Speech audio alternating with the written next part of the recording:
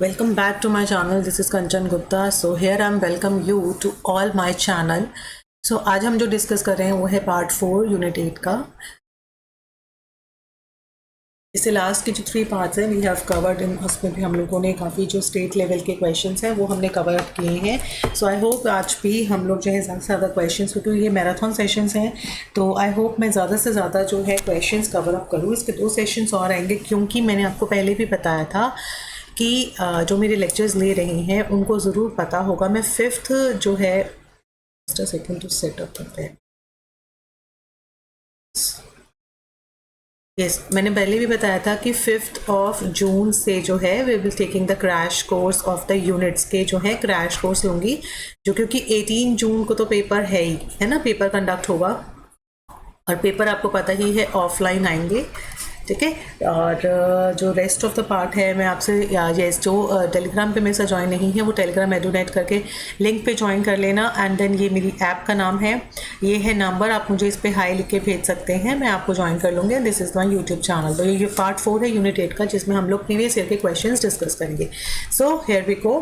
आई hope आप जो है अच्छे से प्रैक्टिस कर रहे होंगे. Stay healthy and stay focused. आज वोटिंग डे है.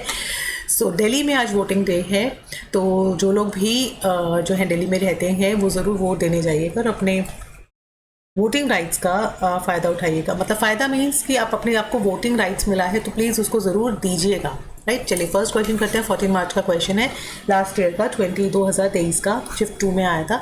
विच among the following is not the example of asynchronous learning. हमने पहले पढ़ा है एस्ट्रोनियस क्या होता है, जैसे नॉट द लाइव लर्निंग, मतलब लाइव स्ट्रीमिंग नहीं हो रहा है, रिकॉर्डेड क्लासेस ले रहे हैं, रिकॉर्डेड सब चीज़ें हैं. तो यूट्यूब वीडियोज़ हैं, पॉडकास्ट होते हैं, वीडियो कॉन्फ्रेंसिंग होती है और ग्रुप डिस्कशन होता है. तो मैं करेक्ट आंसर देखिए गाइस, अगर आप लोग प्रैक्टिस कर रहे हैं साथ साथ में क्वेश्चन की तो ये रहिएगा कि आप जो है वीडियो पॉज करके ना आंसर लॉक कर लो अपने कि हाँ आंसर ये है मेरा. तो आप लिख लो, कहीं पे शीट ले लो, मन में रख लो, तो उसे ईजी हो जाता है. ठीक है, और जिन्होंने मेरे चैनल को सब्सक्राइब नहीं किया ना, फटाफट से जाके सब्सक्राइब कर देना और सेशन को लाइक कर देना. गाइस आपके लिए बना रही हूँ और जो है मेहनत का फल तो दीजिए गाइस. लाइक कीजिए, जितना हो सके शेयर कीजिए.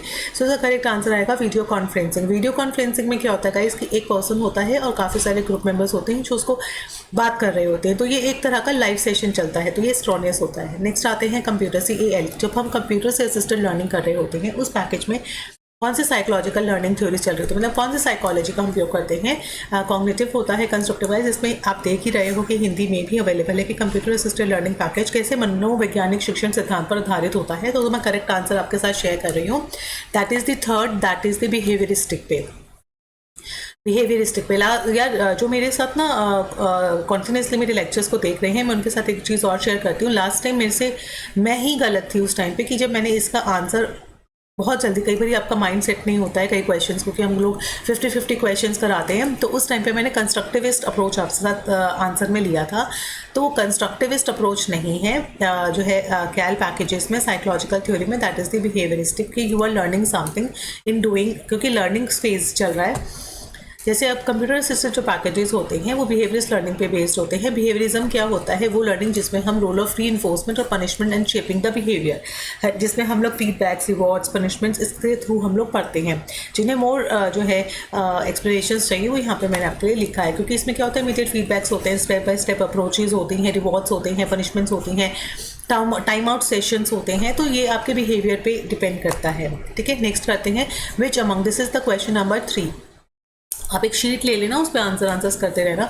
क्वेश्चन नंबर 3 है नेटवर्क्ड जो लर्निंग होती है, नेटवर्क लर्निंग वो किस पर बेस्ड होती है, बिहेवियरिज्म पे, कॉग्निटिविज्म पे, कंस्ट्रक्टिविज्म पे या कनेक्टिविज्म पे.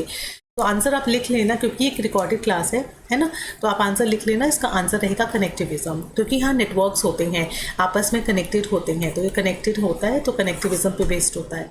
क्लियर. नेक्स्ट पे आते हैं मेगर जो थे which among the following are the important characteristics of the instructional objectives. क्योंकि यूनिट 8 चल रहा है गाइस, उसके PYQs चल रहे हैं. ठीक है, और ये 14 मार्च के क्वेश्चंस चल रहे हैं, तो ध्यान रखिएगा कि पिछले साल के ही हैं, तो आपको लेवल पता चल जाएगा कि क्या किस तरह का लेवल आता है. तो ये मेगर की थ्योरी ज़रूर करके जाना. ठीक है, इंस्ट्रक्शनल ऑब्जेक्टिव में उन्होंने किस किस इंपॉर्टेंट कैरेक्टरिस्टिक्स की बात की है. जिसका करेक्ट आंसर मैं ले लेती हूँ. The answer would B yes. Megger theory में उन्होंने कहा कि जो इंस्ट्रक्शनल ऑब्जेक्टिव्स होते हैं वो परफॉर्मेंस के बेसिस पे होते हैं. इसका ऑप्शन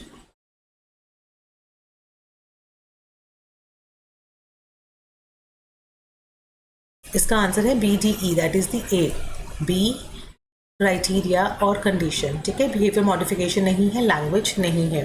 तो देखिए मैगर कौन थे, मैगर थे एक अमेरिकन एजुकेटर हैं जिन्होंने इंस्ट्रक्शनल डिज़ाइन के ऊपर, परफॉर्मेंस बेस्ड लर्निंग के ऊपर काम किया। उनकी बुक थी प्रिपेयरिंग इंस्ट्रक्शनल ऑब्जेक्टिव्स, जहाँ पर उन्होंने ट्रेनर और एजुकेटर्स को कैसे इंस्ट्रक्शनल डिज़ाइन में ऑब्जेक्टिव्स डिसाइड होते हैं वैसे बताया।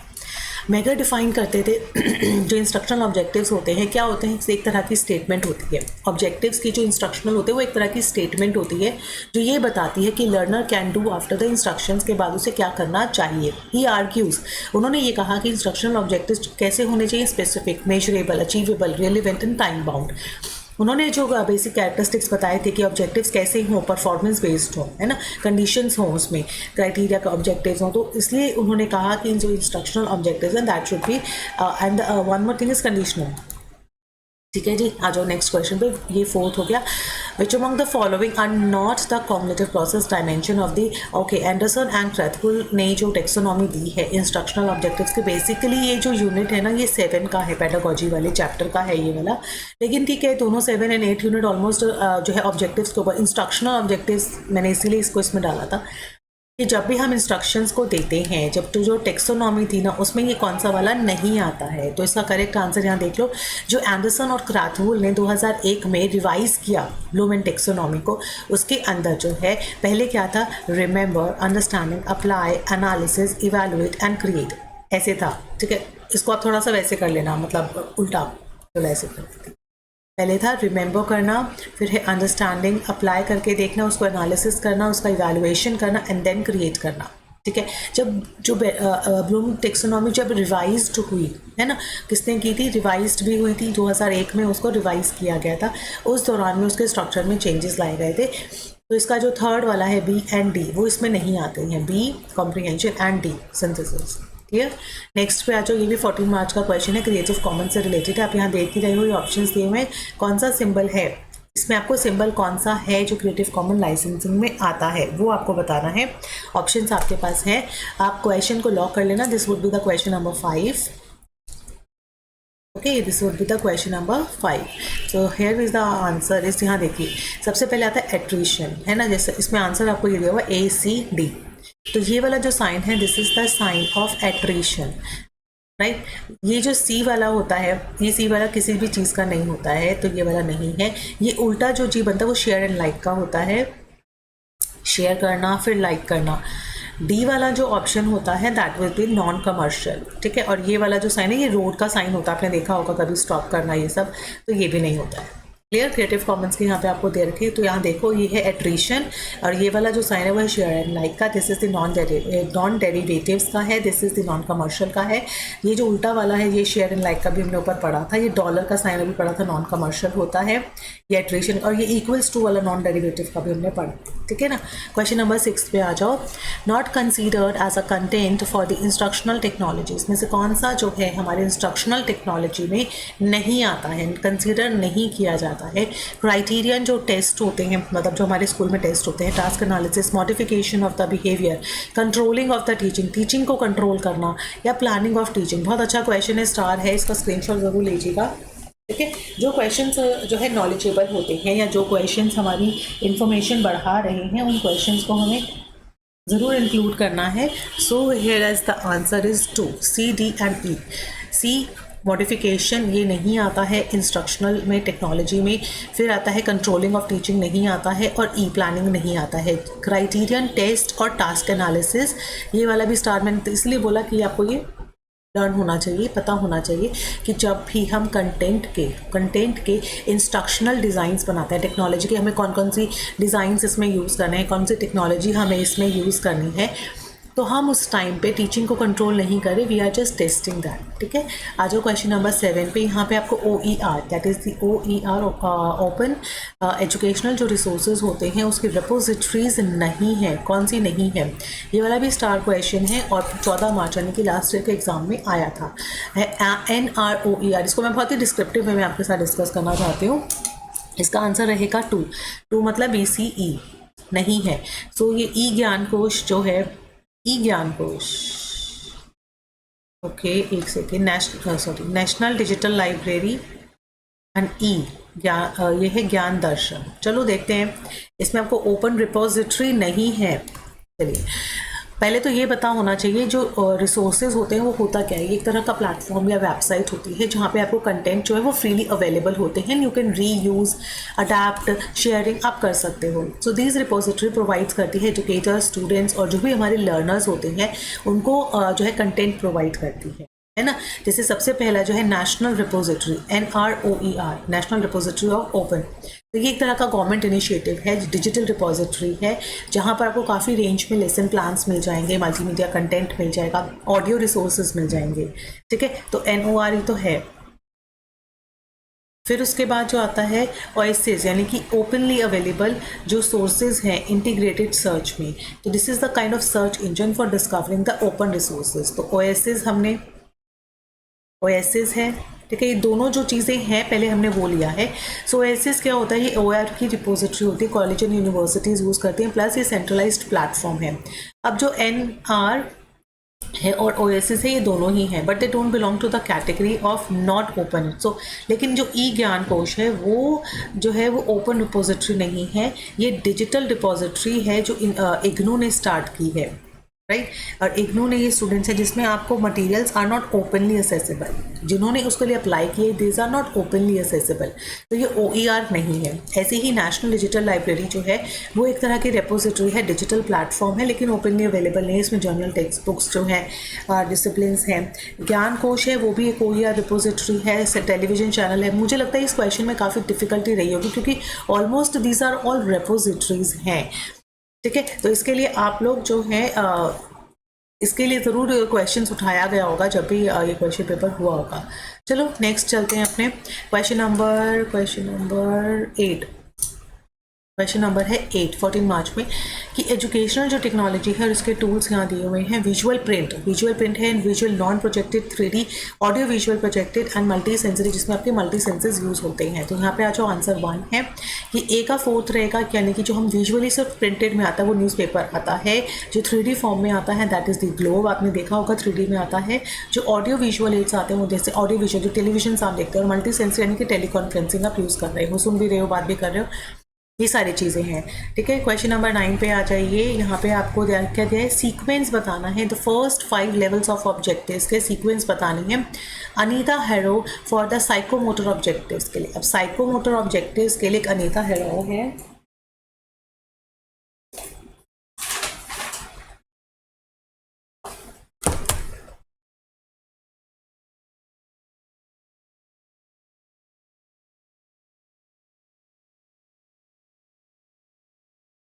जी हाँ बताइए, इसमें आप क्वेश्चन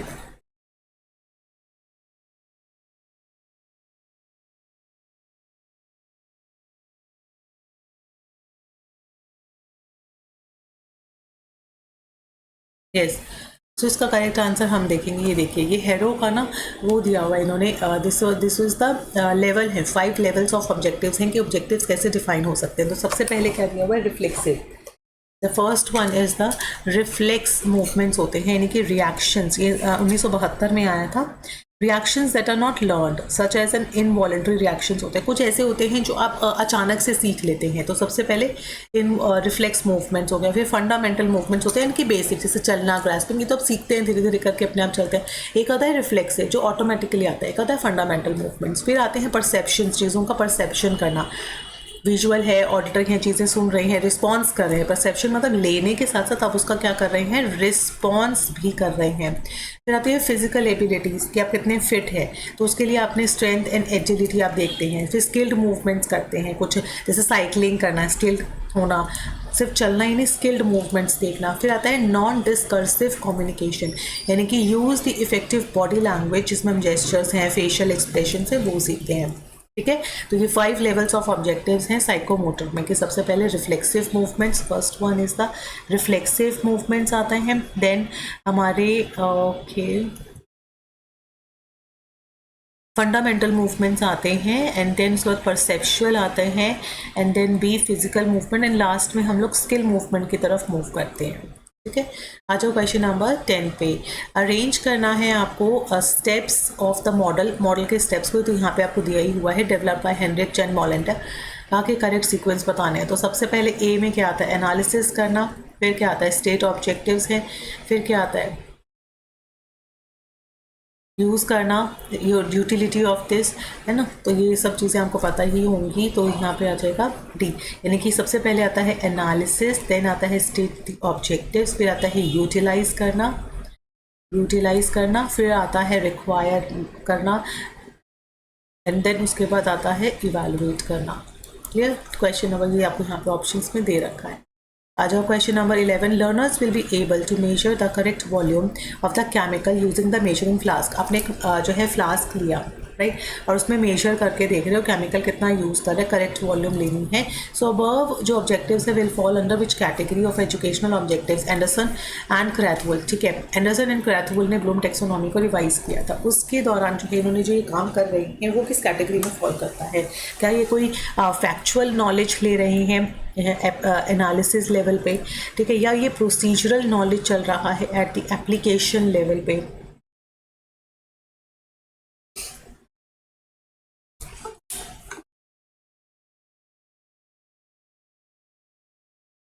बहुत अच्छा क्वेश्चन है ये वाला। एंडरसन एंड क्रैथवोल, जी हाँ, क्वेश्चन रीड करिए, उसका आंसर दो।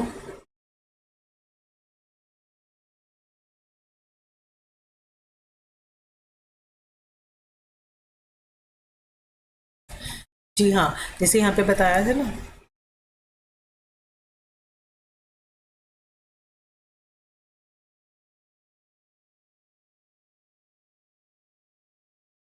कि 1956 में जो है हमारा वो ये नाउन के बेसिस पे था, ठीक है, जिसमें इन्होंने इवैल्यूएशन रखा था, फिर synthesis, analysis, application and comprehension and knowledge, ये थे, ठीक है ना। इसको हम ऐसे KC A2 and SE ऐसे था, इवैल्यूएशन करना, सिंथेसिस करना, ठीक है, ये ब्लूम टैक्सोनॉमी का। फिर उसके बाद जब ये वर्ब के बेसिस पे 2001 में इसको जब चेंज किया गया था, है ना, तो नीचे से तो वही था नॉलेज, इसको रिमेंबर करना, अंडरस्टैंड करना, चीज़ों को अप्लाई करना, एनालिसिस करना, मतलब सिंथेसिस का एनालिसिस करना हो गया था। फिर उसका इवैल्यूएशन जो था पहले हुआ था और फिर क्रिएट बाद में हुआ था। तो इस तरीके से तो आपको ये पूछा गया है कि हम जो ये चीज़ें मेजर फ्लास्क करके करेक्ट वॉल्यूम ले रही हैं, वो सबसे पहले तो ये बताओ एप्लीकेशन लेवल का है या एनालिसिस लेवल का है, फिर उस पर भी जो है पार्ट्स आते हैं। तो इसका करेक्ट आंसर यहाँ देखो,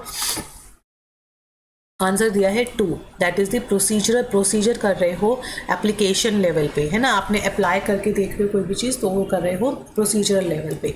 तो यहाँ पर अगर आप देखोगे तो ये है प्रोसीजरल नॉलेज, जिसमें हम how to do the things, हम किसी चीज़ को कैसे कर रहे हैं, और ये भी 2 कैटेगरीज में डिवाइड होती है, एक कॉन्क्रीट करना, एक एब्स्ट्रैक्ट करना, ठीक है, कॉन्क्रीट करना और एब्स्ट्रैक्ट करना। So how to do the जो है something in the specific situation में हम उसको कैसे करें, जैसे knowing how to drive a car, हम कैसे ड्राइव करें ऑन द पर्टिकुलर टाइम, तो वो कॉन्क्रीट हो गया, ठीक है। And how to do something generally, अगर हम कहते हैं कि knowing how to solve the maths problem in generally, तो वो हो गया एब्स्ट्रैक्ट। तो ये 2 चीज़ें आती हैं।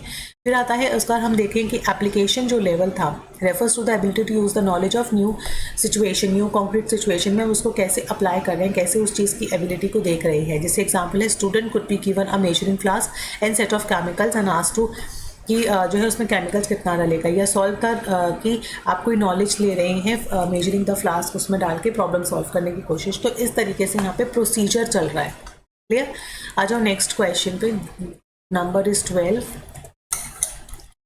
Which of the जो है tool being used to create the e-portfolios of the learner? e-portfolio अगर हम बच्चों का बनाते हैं तो कौन सा टूल यूज़ करते हैं? गाइस वीडियो पॉज करके ना अपना आंसर मार्क कर लेना कि 12 में आपने क्या आंसर दिया है। तो दैट वॉज भी महारा क्या है? महारा एक फ्री और ओपन सोर्स का, यानी ओपनली अवेलेबल है, इसमें आपको किसी चीज़ का पैसा नहीं देना है। तो ये पोर्टफोलियो सिस्टम है जहाँ पे आप क्रिएट कर सकते हो, कलेक्ट कर सकते हो, रिफ्लेक्ट कर सकते हो, ठीक है। अब वेब बेस्ड एप्लीकेशन है जहाँ पर आप कहीं पर भी एनीवेयर जो है आप इंटरनेट कनेक्शन होना चाहिए एक्सेस कर सकते हो, और ये स्टूडेंट, टीचर, प्रोफेशनल्स और अदर जो कनेक्टेड लोग होते हैं वो इस चीज़ को यूज़ कर सकते हैं। बेसिक फीचर्स आते हैं, रिच मीडिया सोर्स है, कोलैबोरेशन टूल्स है कईयों के साथ, एंड असेसमेंट टूल है। तो ये बहुत ही अच्छा महारा जो है एक एप्लीकेशन है जिसमें से हम अपनी पोर्टफोलियोज का बना सकते हैं। ठीक है, क्वेश्चन नंबर 13 पे LMS से रिलेटेड है, लर्निंग मैनेजमेंट सिस्टम में नहीं आता है, नॉट कम्स अंडर LMS, यानी कि लर्निंग को मैनेजमेंट करने का जो सिस्टम है। एंड है ब्लैक बोर्ड है, कैनवस है, या जो है ये, तो द आंसर वुड बी ये है ये स्वयं प्रभा। स्वयं प्रभा लर्निंग मैनेजमेंट सिस्टम में नहीं आता है। तो उसको और क्लियर कर लेते हैं। जो ये अंगीरा है एक तरह का open source learning management system होता है जो हमारी इंडिया के नेशनल इंफॉर्मेटिक्स सेंटर्स में बनाया गया है, and it is design to be used by the educational institutions in India. Angira जो है एक तरह का फ्री और कस्टमाइजेबल LMS है। गाइस ये जो एंड लिखा है ना, यहाँ पे अंगीरा लिखा हुआ है, ठीक है, इसको सही कर लेना। अगीरा इज़ ऑल्सो LMS है जो कि हम यहाँ पे डिलीवर करते हैं एजुकेशनल कंटेंट को, ट्रैक करते हैं प्रोग्रेस को। अगीरा ऑफर करता है कि जो LMS होगा उसमें कंटेंट का मैनेजमेंट अच्छा हो, जहाँ पे हम क्रिएटिंग, रिसॉर्टिंग जो है और ये मैनेजिंग जो है बहुत अच्छे से कर पाएँ। तो अगीरा जो है एक तरह का हमारे जो लर्निंग का यानी कि मैं जो कंटेंट है ना उसको बहुत अच्छे से मैनेज करता है। कोर्स मैनेजमेंट अच्छा होता है, यूज़र का मैनेजमेंट अच्छा होता है, रिपोर्टिंग। फिर आता है ब्लैक बोर्ड। अब ब्लैक बोर्ड एक जो है यहाँ पे आप देख सकते हो one of the most popular LMS होता है। ब्लैक बोर्ड जो है वैरायटी ऑफ फीचर्स कैरी करता है, जैसे सेम उसमें भी कंटेंट का मैनेजमेंट करना, रिपोर्टिंग, ये सब चीज़ें आती हैं। And the another one is canvas is also, लेकिन स्वयं Prabha is not the learning management system, LMS नहीं है। कैनवस की बात करें तो कैनवस अगर देखोगे तो कमर्शियल LMS होता है, यानी कि कैनवस में पैसा देना होता है आपको। यूज़र फ्रेंडली होता है इंटरफेस, यहाँ पे पर बड़े आराम से, जैसे वही है कुछ पार्ट आप जो है ऑडियंस के यूज़र के लिए बहुत फ्री रखा जाता है, लेकिन फिर प्रो आ जाता है, यानी कि अगर आपको प्रीमियम आ जाता है यानी कि कुछ पैसा आपको पे करना पड़ेगा ताकि अब आप फुल आप उसको यूज़ कर पाए। इसमें भी कंटेंट अच्छा होता है, कोर्स पूरा होता है, रिपोर्टिंग होती है। स्वयं प्रभा एक LMS नहीं है, ये एक भारत का जो है इनिशिएटिव तो ज़रूर है, लेकिन ये एक direct to home television channel है जिसमें हम एजुकेशनल वीडियोस, लेक्चर्स को देखते हैं, और रिसोर्सेज जो हैं बच्चों के लिए है। और यहाँ पर बेसिकली ये जो है एक तरह का नहीं है, LMS सिस्टम नहीं है। आ जाओ क्वेश्चन नंबर 14 पे कि विच of the following is distinguished characteristic of web 2.0 tools का डिस्टिंग्विश्ड कैरेक्टरिस्टिक्स है। डिस्टिंग्विश मतलब कि एक तो है यहाँ पे वेब 1.0, एक है वेब 2.0, मतलब जो हम लोग सोशल मीडिया यूज़ करते हैं वो 2.0 के अंदर आता है, और एक आता है वेब 3.0 जिसमें हम सिमेंटिक यूज़ करते हैं। तो यहाँ पे आपको बताना है डिस्टिंग्विश्ड कैरेक्टरिस्टिक क्या है, static web pages, internet of things, interactive social media या ब्लॉकचेन्स। इसका करेक्ट आंसर है येस। मैंने आपको सोशल मीडिया भी यहीं पे बताया था ना कि जो सोशल नेटवर्किंग साइट्स होती हैं, सोशल मीडिया होते हैं, वो बेसिक इसका एक अलग से डिस्टिंग्विश्ड कैरेक्टरिस्टिक्स हमें आता है। तो ये भी एक इंपॉर्टेंट है, इसको भी स्टार मार्क करना कि इस तरह के क्वेश्चन जो हैं वो फ्रेम होते हैं।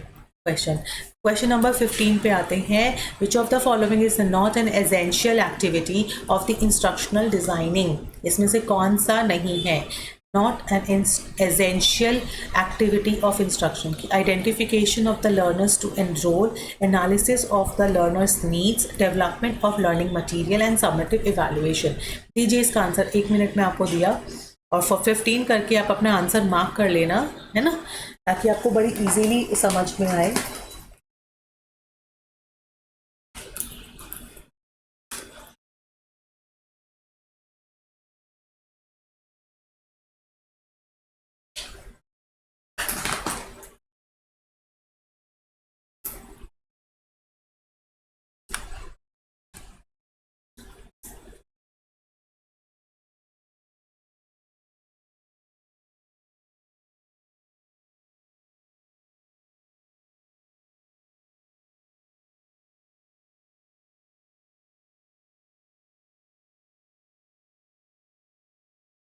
Yes,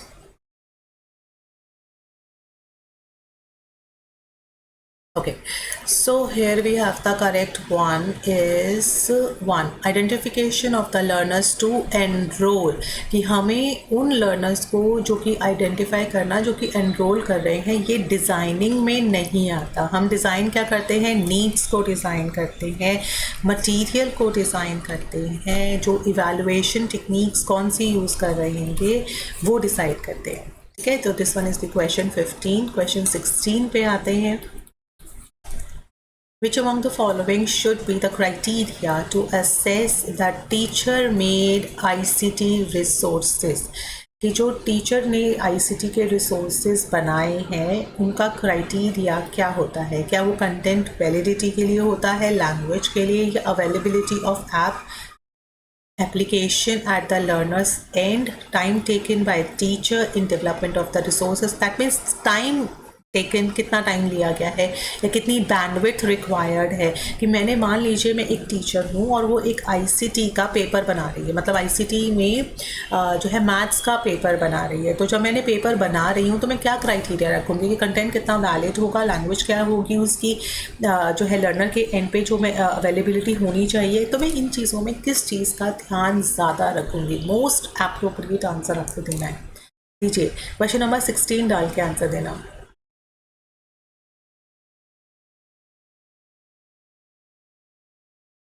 Yes.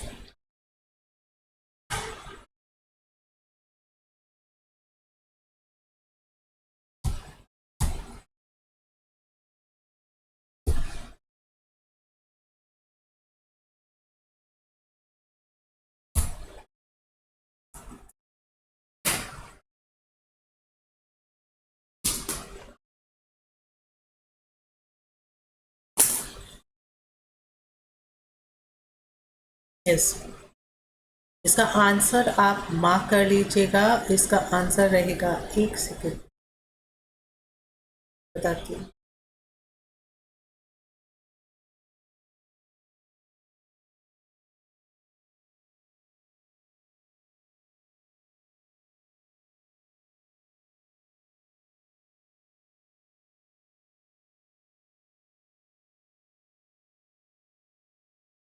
Yes,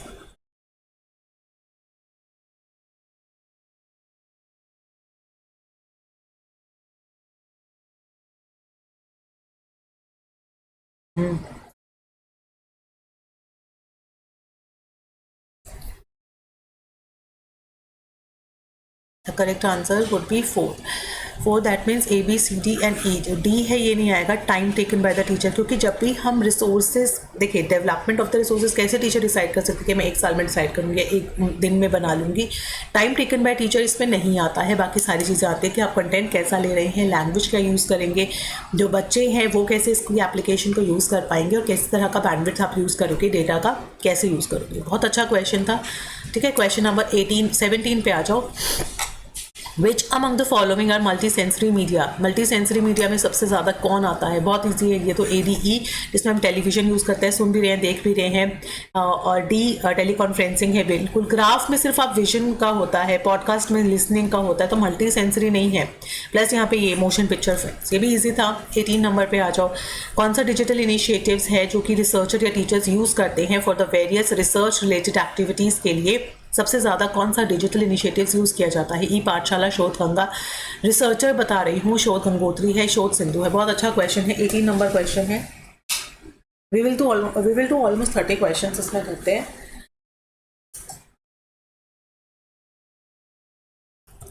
yes, correct answer यहाँ आएगा 3 that means BDE, B D and E। जो ये यंत्र है, ई यंत्र, यहाँ पे आपको ना टूल्स मिल जाते हैं। और जो ई पाठशाला है, दिस ई पाठशाला छोटे मतलब बच्चों के लिए होती है, जहाँ पे पाठशालाज होती हैं। ठीक है, तो ये बहुत ध्यान से आपको समझना है। तो देखो, शोध गंगा, शोध का मतलब क्या होता है? रिसर्च, है ना। शोध गंगा एक तरह की रिपोजिटरी होती है जहाँ इंडियंस में है ये, और ये 2012 में जो है ICSSR यानी कि Indian council of social science research ने इसको लॉन्च किया था। इस रिपोजिटरी में 1 लाख से ज़्यादा जो है डिसर्टेशंस जो है सोशल साइंस की, ह्यूमैनिटीज़ की, इस तरह के डिसिप्लिन इस शोध गंगा में है जिसे रिसर्चर्स जो है स्टूडेंट्स हैं टीचर्स हैं वो यूज़ करते हैं। एक आती है शोध या फिर से आ गया रिसर्च, नाम से समझ में आता है गंगोत्री होती है ना, यहाँ पे भी एक तरह का डेटाबेस ऑफ रिसर्च प्रोजेक्ट्स होते हैं। 2013 में इसको बनाया गया था। तो पहले शोध गंगा फिर उसकी गंगोत्री आई, पहले गंगा आई फिर उसकी गंगोत्री आई। ये डीएसटी ने इसको लागू किया था, यानी कि department of science and technology में, जहाँ पे साइंस के जो है इंजीनियरिंग के जो है टेक्नोलॉजी के जो है वो रिसर्च प्रोजेक्ट्स यहाँ पे सबमिट करते हैं, जिसमें टीचर स्टूडेंट सब इसको करते हैं। ये क्या होता है, इन्फॉर्मेशन जो है इसमें ऑनगोइंग चलता रहता है, जो भी प्रोजेक्ट्स आप बना रहे हैं वो इसमें चलता रहता है। तो आपको हमेशा ध्यान रखना है जो गंगा यानी कि जो शोध गंगा है वो 2012 में ICSSR यानी कि इंडियन काउंसिल ऑफ सोशल जो है सोशल साइंस रिसर्च ने इसको किया था। एंड उसके बाद आई थी गंगोत्री 2013 में, जिसको DST यानी कि department of department of science and technology ने इसको किया था। तो ये चीज़ें आपको दोनों को याद रखनी है। फिर आई शोध सिंधु, है ना, शोध सिंधु 2004 में आई थी, जिसे MHRD ने जो है लॉन्च किया था, जिसमें आपको जर्नल्स जी आएगा, जर्नल्स हैं, ई बुक्स हैं, ये मिल जाएंगी। तो गंगा, गंगोत्री एंड सिंधु इस तरीके से आपको याद रखना है। 2012, 2013 और 2014 ये तीनों ही क्या है, एक तरह की रिसर्च रिपोजिटरी हैं, ठीक है। शोध गंगा, शोध गंगोत्री, सिंधु, क्लियर। ओके, आगे चलते हैं। This is the question number 20 ले लेते हैं। गंगा जो है गैगनी जो है उसके 9 स्टेप की इंस्ट्रक्शनल डिज़ाइन आपको बतानी है, जिसमें हमने कहा जो है ये गेनिंग अटेंशन है, क्रिएटिंग कंटेंट है, एलिसिट द परफॉर्मेंस है, रिव्यूइंग है। तो ये देखो इसका स्टेप्स हमने 3 लिया है, ACE, दैट इज दी ए है, यस गेनिंग अटेंशन आता है, एलिसिट द परफॉर्मेंसेज आते हैं, प्रोवाइडिंग द गाइडेंस आता है। जिनको भी 9 स्टेप्स आता है वो इजीली इसको कर लेंगे। आ जाओ क्वेश्चन नंबर 21 पे। यहाँ पे आपको दिया हुआ है शोध शुद्धि। देखा पहले मैंने बताया था ना, शोध गंगा, शोध गंगोत्री एंड शोध सिंधु, है ना, और फिर एक ये है शुद्धि। अब ये भी आपको पढ़ना है। एक है IRINS स्वयं एंड फौजी, ठीक है। ये भी स्टार क्वेश्चन है, ये भी बहुत अच्छा है। एक मूक प्लेटफॉर्म है, प्लेगरियन चेकिंग के लिए होता है कि कोई आपका कंटेंट उठा के यूज़ तो नहीं कर रहा है। या ओपन जो है सोर्स का सॉफ्टवेयर रिपोजिटरी है ना, and database open source software है।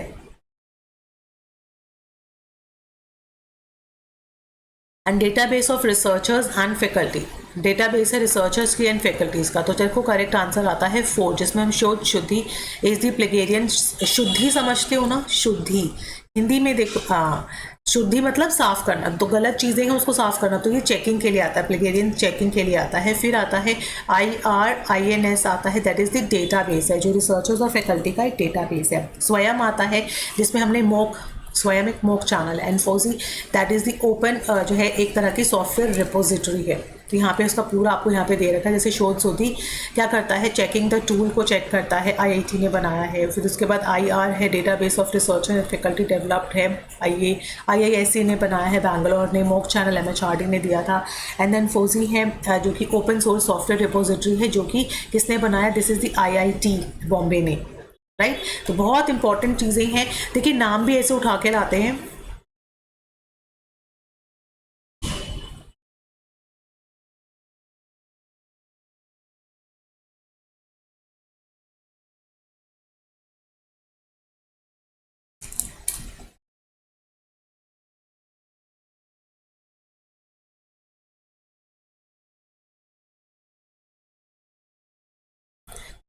यस, ये FOSSEE यानी कि फौजी की जो फुल फॉर्म है, that is the free and open source, ये रहा open source software, free and open source software for education.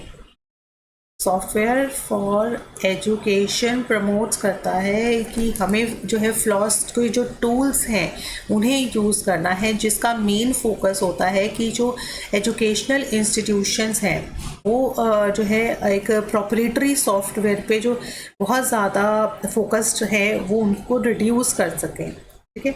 तो बेसिकली यहाँ पे हो गया OSSE ओपन रिसोर्स सॉफ्टवेयर। स्वयं is a mock channel that is जो है लॉन्च्ड बाय द MHRD, ठीक है। उसके बाद आता है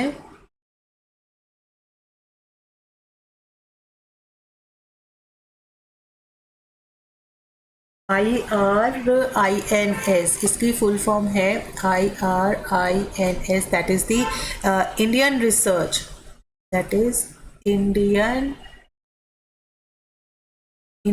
जो है रिसर्च इंफॉर्मेशन नेटवर्क सिस्टम है एक तरह का। तो इंडियन रिसर्च का इंफॉर्मेशन नेटवर्क सिस्टम INS है, that is develop by IISc Bangalore. Clear. चलो क्वेश्चन नंबर नेक्स्ट चलते हैं। Arrange the following creative Commons आपको दे रखे हैं, ये इनको इंक्रीजिंग ऑर्डर में डालना है। इंक्रीजिंग आई थिंक जो रिस्ट्रिक्शंस के बेसिस पे, यहाँ पे रिस्ट्रिक्शंस के बेसिस पे इंक्रीजिंगली बढ़ना है। तो यहाँ देखो 2 है, सबसे जो कम रिस्ट्रिक्शन है वो CCBY में रहती है। CC मतलब कॉमन क्रिएटिव्स हैं और BY सिर्फ एट्रीब्यूशन होता है, तो ये तो अब बहुत ही कॉमन चीज़ है। उसके बाद जो इंक्रीजिंग ऑर्डर में डालूंगी मैं, तो CC उसके बाद आ गया ये BY शेयर अलाइक, राइट। उसके बाद आता है ये CCBY नॉन कमर्शियल के बाद D, this is CCBY non commercial and non derivatives, ठीक है, नॉन डेरिवेटिव। एंड जो सबसे ज़्यादा रिस्ट्रिक्शंस है वो है attribution, non commercial and ND, that is non derivative. Okay, ठीक हो गया। Okay, moving on to the next. ये आपको पूरा डिस्क्रिप्शन यहाँ दिया हुआ है, आप यहाँ देख सकते हो। मॉक चैनल में 3rd क्वाड्रेंट आपको बताना है। मॉक चैनल में तो असेसमेंट है, references, videos and web links. तो यहाँ देखो 3rd आता है इसमें C and D। 3rd quadrant में क्या आता है, एक सेकेंड, हाँ यहाँ हो।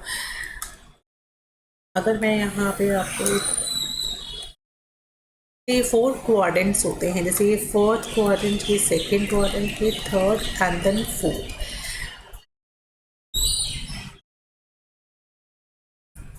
ओके, सो यहाँ पे फर्स्ट में आता है ई ट्यूटोरियल, ठीक है। एंड देन सेकेंड में ई कंटेंट है। उसके बाद यहाँ पे असेसमेंट, एंड जो 4th क्वाड्रेंट होता है उसमें सेल्फ वाइज, ठीक है। तो यहाँ पे आपको देखो दे रखे हैं, जैसे फर्स्ट है ट्यूटोरियल, जहाँ पे आपको लेक्चर्स मिल जाएंगे, जैसे ट्रांसक्रिप्ट है, स्लाइड्स हैं, रिकॉर्डिंग्स हैं। सेकंड में जो ई कंटेंट है उसमें आर्टिकल्स हैं, टेक्स्ट बुक्स हैं, वेबसाइट्स हैं, ये सब अवेलेबल हो जाएंगी। और फिर यहाँ सेल्फ असेसमेंट्स हैं।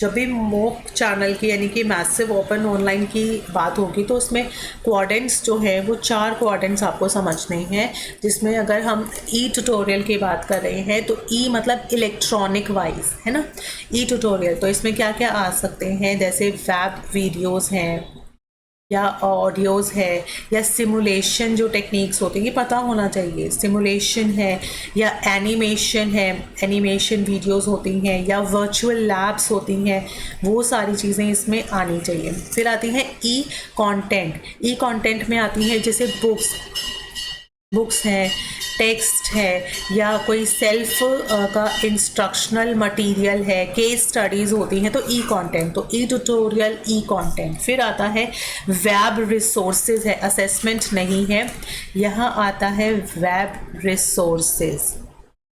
वेब रिसोर्सेज में क्या आएगा, कोई भी लिंक्स हैं, जैसे वेब से रिलेटेड कोई रीडिंग लिंक्स हैं, या ग्लॉस मतलब जैसे कि कोई विकीपीडिया के रिलेटेड है, या ओपनली जो कोई कंटेंट अगर अवेलेबल है उसी साइट का, तो आपका लिंक है या आपका सोर्स दे रखा है, इस तरीके से। फिर यहाँ आता है सेल्फ असेसमेंट, मतलब अपने MCQs दे रखे हैं, क्विजेस दे रखे हैं, या डिस्कशन फोरम्स दे रखे हैं, जो होते हैं फ्रीक्वेंटली आस्क्ड क्वेश्चंस होते हैं, ये सब सेल्फ असेसमेंट में आता है। ऑनलाइन सोल्यूशंस भी हैं, ऑनलाइन फीडबैक्स है। तो ये 4 क्वाड्रेंट्स हैं, जिसमें आपको 3rd क्वाड्रेंट पूछा है कि किस चीज़ का है। तो यहाँ आंसर है C and D, यानी कि वीडियो एंड वेब लिंक्स है ना, वीडियोस आपको मिल जाएंगी, वेब लिंक्स आपको मिल जाएंगे यहाँ पे इस वाले पोर्शन में जहाँ वेब रिसोर्सेज है। तो ये 3rd क्वाड्रेंट का आंसर है। रेफरेंसेस जो है गाइस, ये रेफरेंसेस यहाँ पर आपको मिलेंगे ये ई कंटेंट में।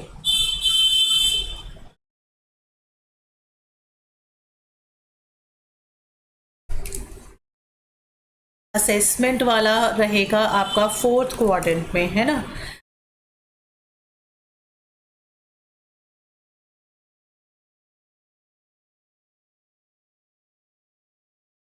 अगर वैसे देखा जाए ना तो रेफरेंसेस के जो लिंक्स वगैरह है, वेब के रिसोर्सेज, ये भी हमारा 3rd क्वाड्रेंट में बिलोंग करता है, क्योंकि यहाँ पे कंटेंट की बात हो रही है। तो कंटेंट में वीडियोस, आई थिंक इसमें आप बी और डी भी लगा सकते हो, है ना। क्योंकि देखिए वीडियोस जो है, जैसे आपने ई कंटेंट बताया, तो ई कंटेंट इन द वीडियो की फॉर्म में हो सकता है, लेकिन जो रेफरेंसेस दे रहे हैं, हाँ, तो आप यहाँ डी लगाओ 4th, ठीक है।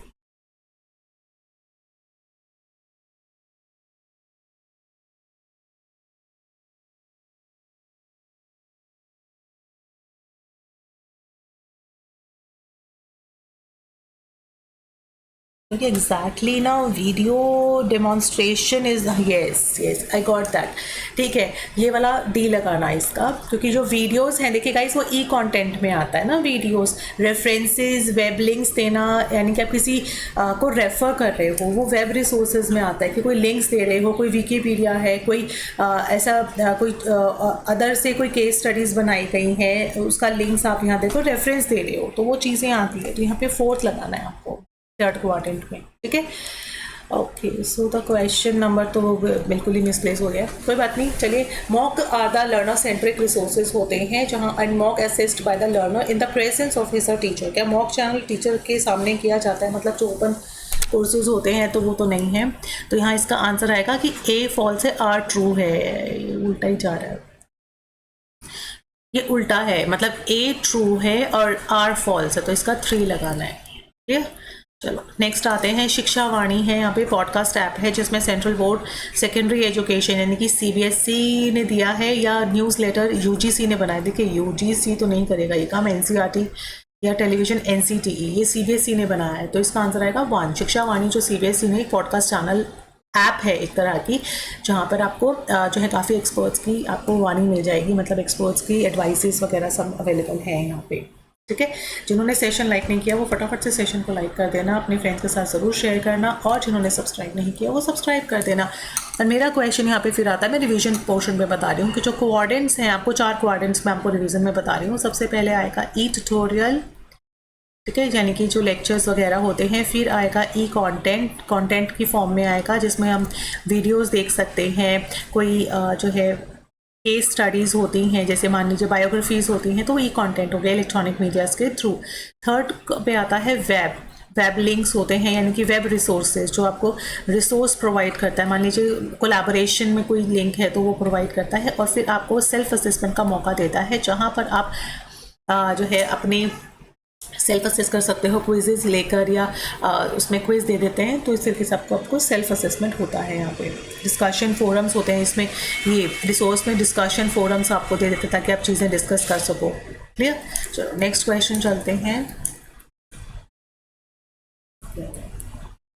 स्लाइड क्यों नहीं वर्क कर रही? यस, इसमें आ जाते हैं। The visual and auditory interactive communication through ICT among people staying at a varied locations पे होते हैं, मतलब जहां आप वीडियो एंड ऑडिटरी दोनों ही तरीके से जो है इंटरैक्शंस कर सकते हो। द आंसर वुड बी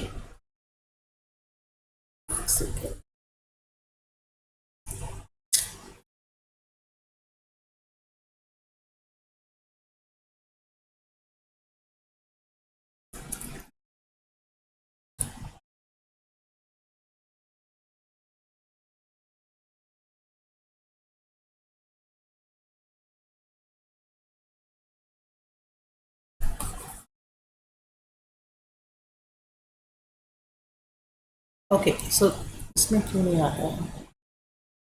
चलो आंसर आ गया टेली कॉन्फ्रेंसिंग, ठीक है। नेक्स्ट क्वेश्चन लेते हैं। Which of the following approaches technology जो है एजुकेशन की, ये जो है वही 14 मार्च में शिफ्ट 1 का क्वेश्चन है।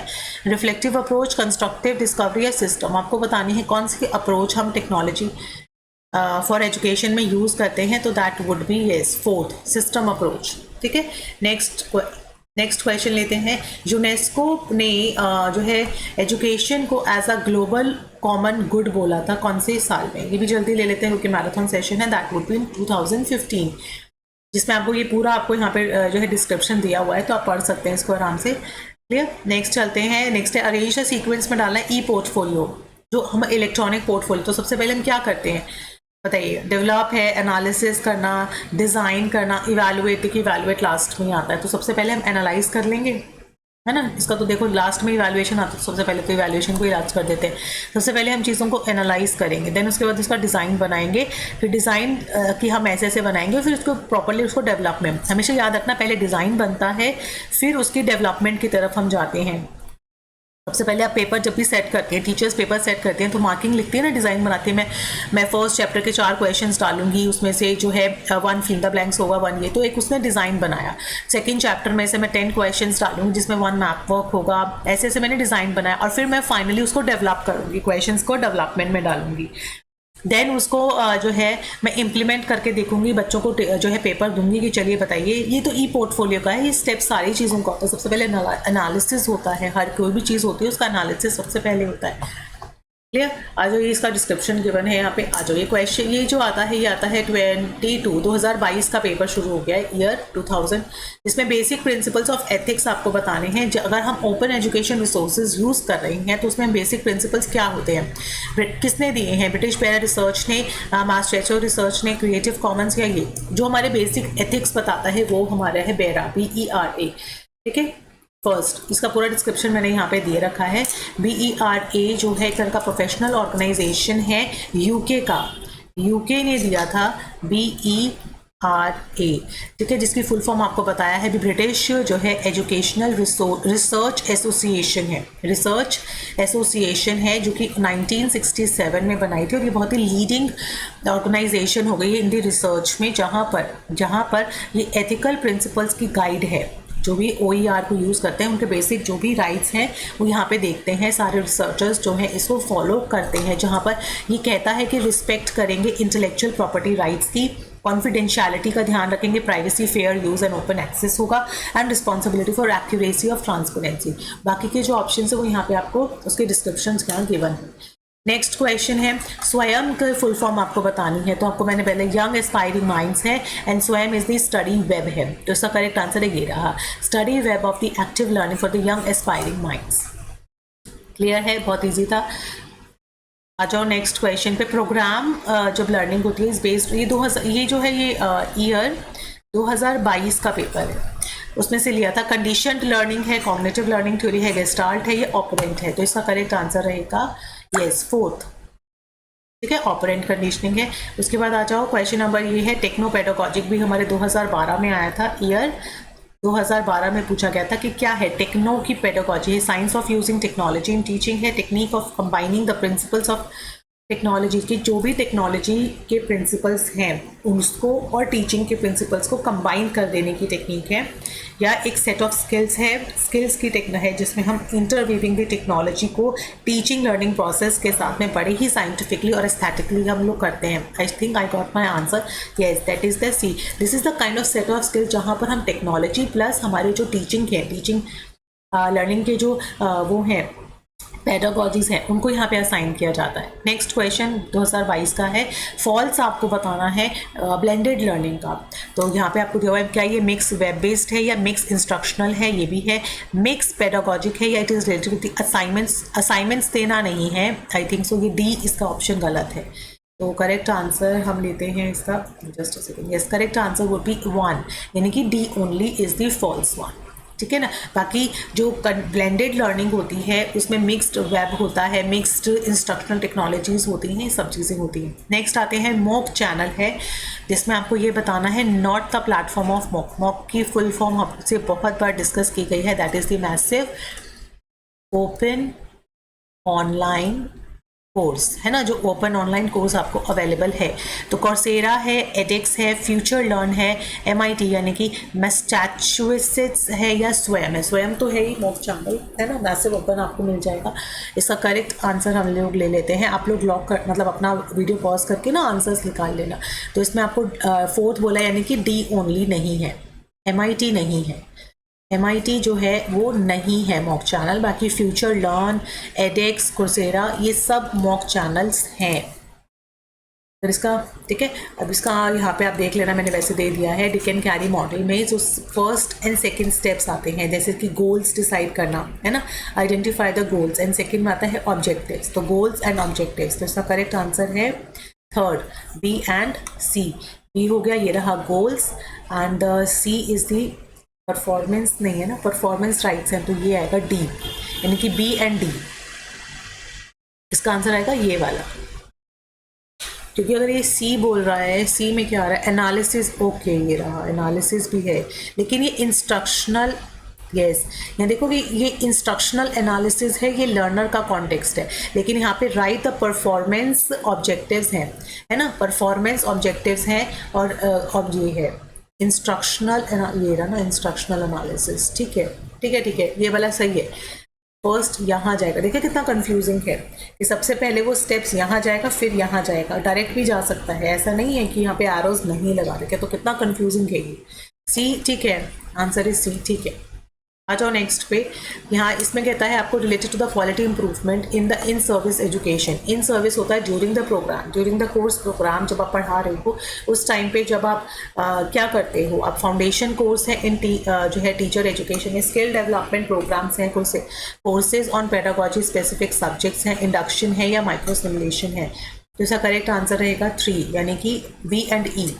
बी सेल्फ डेवलपमेंट होती है स्किल्स का, एंड यहाँ होता है ये माइक्रो स्टिमुलेशन होता है कॉम्पिटेंसी के लिए, प्रोफिशिएंसी के लिए डेवलपमेंट होता है। लेकिन आ जाओ नेक्स्ट क्वेश्चन पे। यहाँ आपको ब्लेंडेड लर्निंग, जिसमें हमने बार बार बात की है, फेस टू फेस प्लस हम लोग ऑनलाइन लर्निंग इसमें करते हैं। ऑनलाइन है यहाँ पे सिर्फ विकीपीडियाज होते हैं जहाँ से हमें इन्फॉर्मेशन मिलती है ना, ऑफलाइन मोड होते हैं जहाँ पर क्लासरूम में बैठे होते हैं बच्चे और स्टडी कर रहे होते हैं, है ना। तो इसका हम लोग इसका आंसर ले लेते हैं 2, यानी कि ए का है ये, जहाँ पे इन्होंने बोला क्लासरूम में बैठने के साथ साथ ऑनलाइन लर्निंग होती है।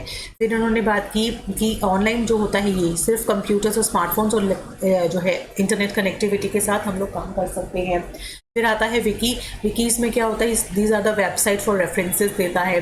फिर जो ऑफलाइन मोड होता है दैट इज़ ये फेस टू फेस, जो है हम लोग क्लासरूम में बैठ के पढ़ाई करते हैं। नेक्स्ट आते हैं, यहाँ आपको बताना है the correct order of the process of, अभी हमने पीछे भी एक पढ़ा था पोर्टफोलियो जब हम बनाते हैं, है ना, उसका प्रोसेस, सही प्रोसेस क्या है। इसका करेक्ट आंसर मैं लेती हूँ, 2022 का पेपर है ये है। सबसे पहले हम कलेक्शन करते हैं, जैसे मान लीजिए मेरी रिपोर्ट कार्ड्स है, ठीक है, मेरी रिपोर्ट कार्ड्स हैं, मेरे अचीवमेंट्स हैं, मेरे अवार्ड्स हैं, मेरी स्ट्रेंथ एंड वीकनेसेस मैंने सारी कलेक्ट कर ली, मेरे कोई भी सर्टिफिकेट्स हैं, मेरे कोई भी किसी भी तरह का जो है किसी ने रिमार्क्स दिए हैं, वो सब मैंने कलेक्ट कर लिया। उसके बाद मैंने रिफ्लेक्शन किया कि हाँ इसने इस वाले पोर्शन में ज़्यादा मेहनत की, इस वाले में, फिर रिडक्शन किया कौन सा मेरे काम का है, एंड देन उसको डिस्प्ले, ठीक है, उसको फिर हम डिस्प्ले, तो डिस्प्ले इज़ द लास्ट, जैसे हम इवैल्यूएशन कहते हैं ना कि लास्ट में आता है, इसे डिस्प्ले हम करते हैं, तो वो लास्ट में तो करते हैं, तो ये इसी से आप पता लगा सकते हो डिस्प्ले, और सबसे पहले कलेक्शन, तो ये पोर्टफोलियो में आ गया। ठीक है, ओके। रूब्रिक्स क्या होता है, रूब्रिक्स ऐसा आप रूब्रिक्स कहेंगे जो है can be use for pair feedback के लिए हम रूब्रिक्स यूज़ करते हैं, and rubrics can be use for the paired only for, यहाँ ओनली लगाया हुआ है, पेयर फीडबैक। बताइए कौन से स्टेटमेंट दोनों में से होगी, तो वैसे एक ही कोई स्टेटमेंट, तो थर्ड देते हैं, ए ट्रू है, फर्स्ट वाले ट्रू है, ओनली पेयर्ड नहीं होता है या ओनली पेयर्ड के लिए नहीं होता है, तो फर्स्ट तो बहुत ही सिंपल था, फर्स्ट इज द करेक्ट।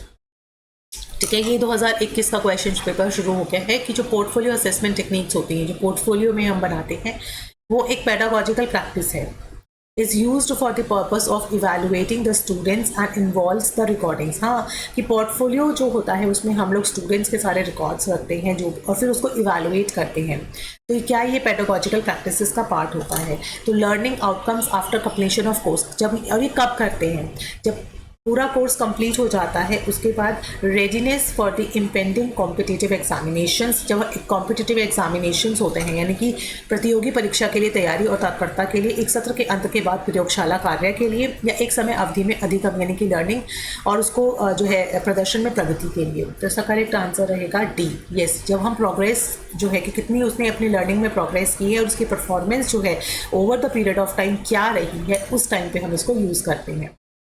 ठीक है, कंप्लीशन ऑफ द कोर्स के बाद नहीं बनाते हैं।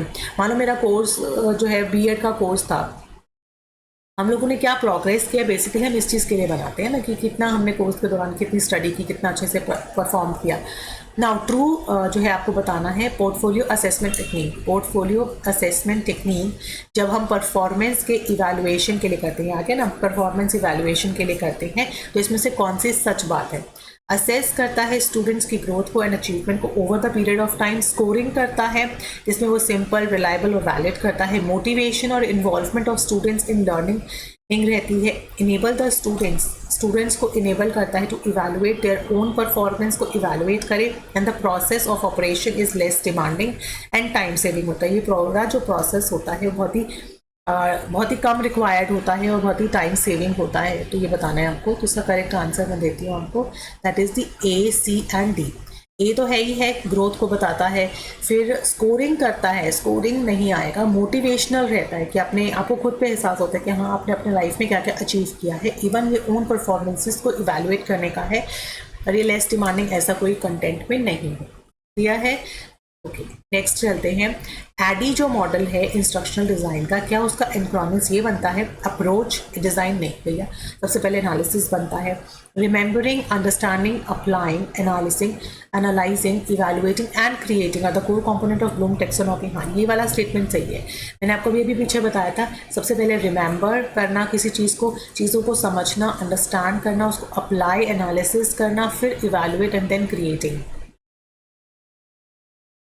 तो इसमें आएगा डी।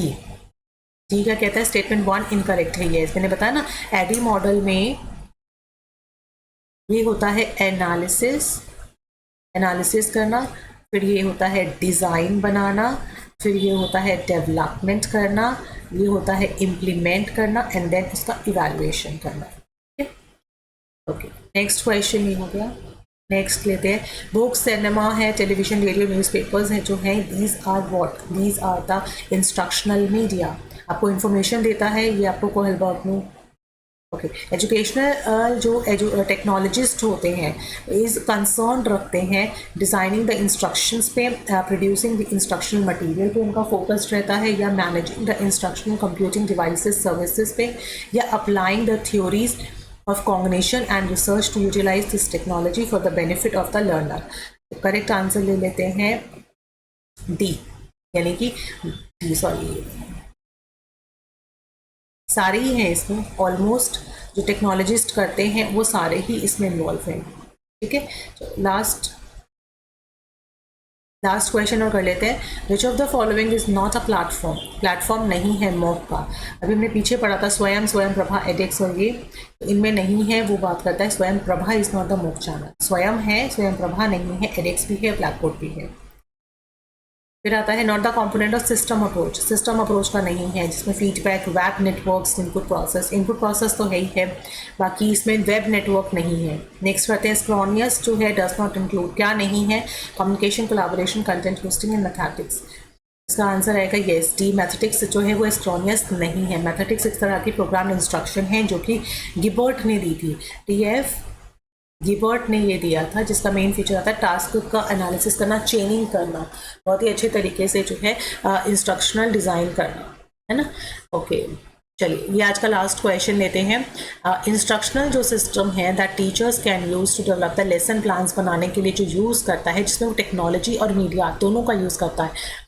तो एडी मॉडल में तो सबसे पहले वो करता ही नहीं है, तो उसका करेक्ट आंसर है येस। एश्योर मॉडल में वो यूज़ करता है, जिसमें हमने ये सेलेक्ट द मीडिया, जिसमें अगर आप फुल फॉर्म पढ़ोगे तो ये है एनालिसिस, ये है सेलेक्ट द ऑब्जेक्टिव्स, फिर ये है सेलेक्ट करना, मीडियाज़ को सेलेक्ट करना, जो भी मीडिया मटेरियल यूज़ करोगे, फिर ये है यूटिलाइज़ करना, जो मटेरियल्स आपने सेलेक्ट किए हैं, जो मीडिया जो टेक्नोलॉजी यूज़ सेलेक्ट किया है उसको यहाँ पे यूटिलाइज़ करना है, ठीक है ना। फिर उसको यहाँ पे आपको यूज़ करना है एंड देन उसका इवैल्यूएशन करना है। Yes, R stands for require the learner participation. R stands for require learner participation and इसमें evaluate and revise, याद रखना evaluate and revise दोनों ही words आते हैं। तो assure में समझ में आया, सबसे पहले analyze किया, फिर select the object, state objectives को, select medias, methods, materials and utilize those technology and materials. R is require the learner participation and evaluate and revise, याद कर लीजिएगा। ठीक है। So thank you so much guys, don't forget to जो है rate the channel and application है, आप उसको ज्वाइन कर, एप्लीकेशन डाउनलोड कर लेना, JLF माइलस्टोन एजुकेशन नाम है।